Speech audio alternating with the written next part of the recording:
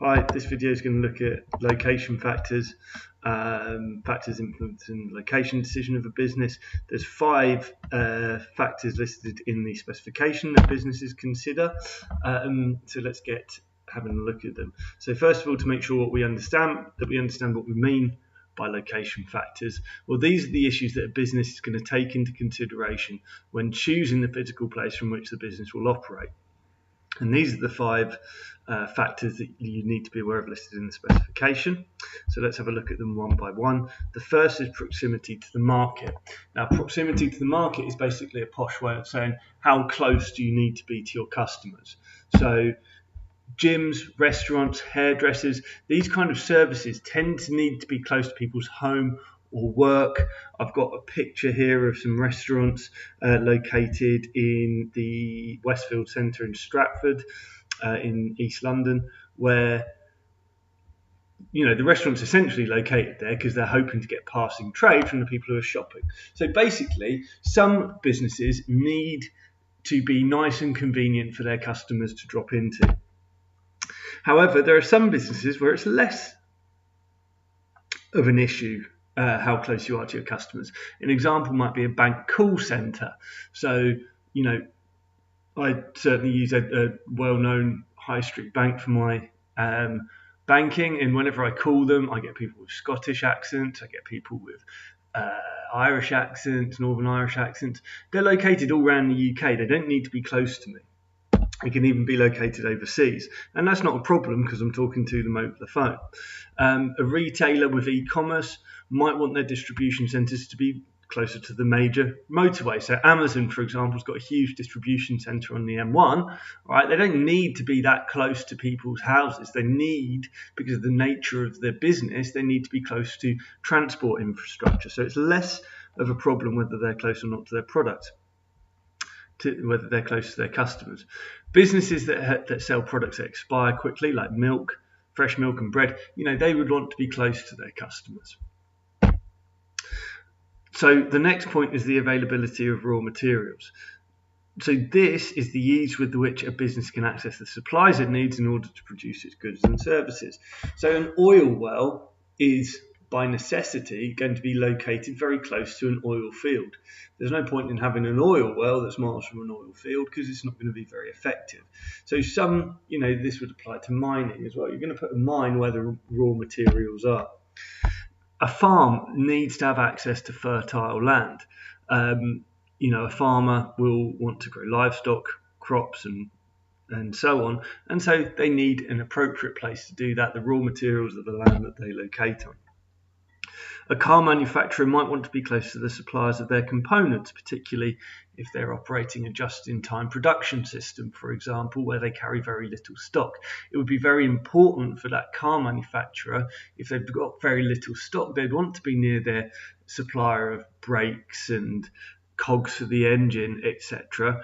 If they get an unexpected increase in demand and they need to up production quickly, that way, if they're close to their suppliers, they can get their raw materials nice and quickly. And so some businesses want to make sure that they're nice and close to where the raw materials come from. Some businesses, particularly those that require specialist skills, like highly skilled roles, may choose to locate in areas that have large number of people with those skills. So Silicon Valley in California has a huge number of computer software engineers. London is a hub in the financial centre, not just in the UK, but in the world. Lots of people want to come and work in London in the finance industry. And that means if I'm setting up a finance company, maybe I want to go to London because there's lots of people who have the skills that I need.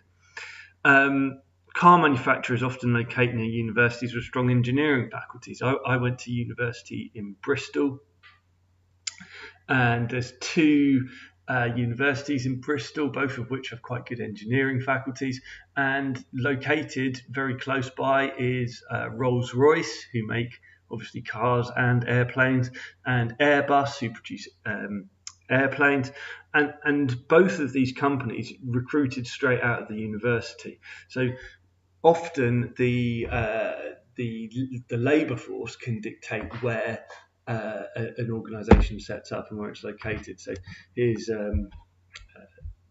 the Silicon Valley area, and you can see lots and lots of software companies come from this area, partly because if I want to start up a software company, I know I'm going to need software engineers, and this is where large numbers of them might be.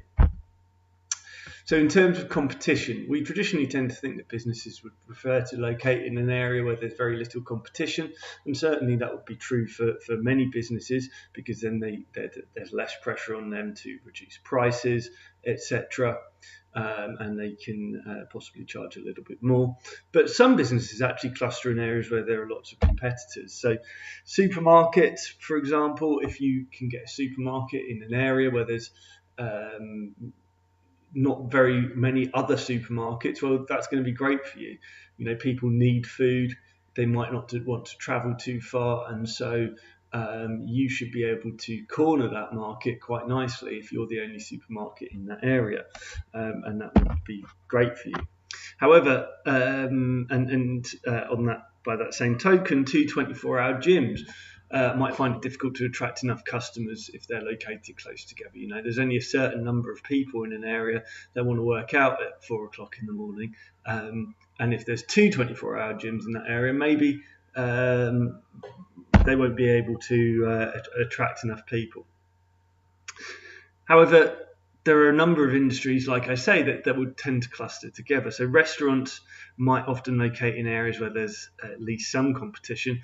And this would be because the area gains a reputation for being somewhere to eat. All of the restaurants benefit because there's a group of restaurants there. People know there's a choice of places to eat, and they might gravitate there when they're hungry, and then they decide which restaurant to go to when they're there. Equally, investment banks and other financial service providers, they're often clustered together. You know, maybe it's because it's not so important that they're physically close to the competition for financial services, but more because of the support services that can be offered in those areas, like catering, transport, etc. So just for some examples for you, Bermondsey Street is very close to where I live in London, and it's an area that's full of quite good restaurants. And you know, if I was setting up a high-end restaurant in South London, then maybe I'd be attracted to Bermondsey Street because I know that people go there looking for something to eat. Savile Row equally has a reputation for suits, so if I was a suit manufacturer, I might want to go there because I know that people who are looking for a suit, a tailor-made suit, might travel to Savile Row to get one. And this is a picture of Canary Wharf in London, where a lot of investment banks go. They're all clustered together. Perhaps that's more because of the very good transport links, bank security services, etc., that's available in this area. Costs is the final point on the specification that you need to be aware of, and a business's physical location can have a huge impact on their running costs. So, you know, rent is a massive cost for many businesses, or their mortgage payment on the property that they own. City centre locations would tend to incur higher property prices in terms of rent and the value of the property. Whereas out of town locations, brownfield sites, economically depressed areas, tend to benefit from lower property values. So there's a trade-off to be made. City centre locations tend to be a little bit busier, although that has been changing in recent years with the growth of the internet and kind of out of town shopping centres. But these, you know, if you want to be located near areas where there's lots of footfall, certainly they would tend to have quite high rent prices. And equally, you know, it can have an impact on transport costs. So if raw materials or finished goods have to be transported a long way from the business location, it's going to add to the business's transport costs and could make it less competitive. So costs are the final factor that you need to be aware of.